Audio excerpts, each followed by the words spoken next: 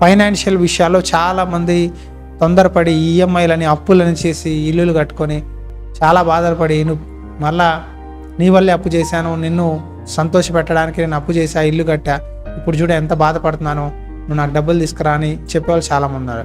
మీద డబ్బులు లేకపోతే అద్దీంట్లో ఉండండి, కంగారు లేదు. దేవుడి చిత్తం అయితే తగిన సమయంలో ఇస్తాడు. అంతవరకు కనిపెట్టండి. చాలామంది వెయిటింగ్ లేదు.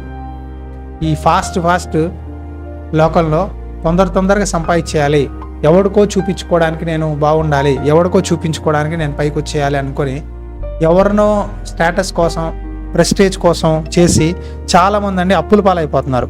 ఈ రోజుల్లో చాలా కుటుంబాల్లో అప్పులు ఫైనాన్సెస్ అప్పుల సమస్యలండి. ఏంటండి అంటే ఈఎంఐ. ఉన్నంతలో సంతోషంగా ఉండండి. దేవుడు ఎంత ఇచ్చాడో దాంట్లో ఉంటే చాలు.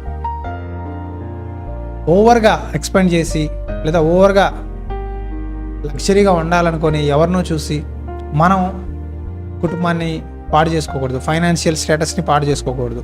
దేవుడు మనకి ఎంత ఇచ్చాడో అంతలో ఉండాలి. కొంచెంలో నమ్మకంగా ఉంటే అనేక వాటిలో దేవుడు దీవిస్తా అంటున్నాడు. చాలామంది ఫ్యామిలీస్లో ఈరోజు ఓర్పు, తగ్గింపు, సెల్ఫ్ కంట్రోల్, రెస్పాన్సిబిలిటీ లేదు, ఒక డిసిప్లిన్ లేదు.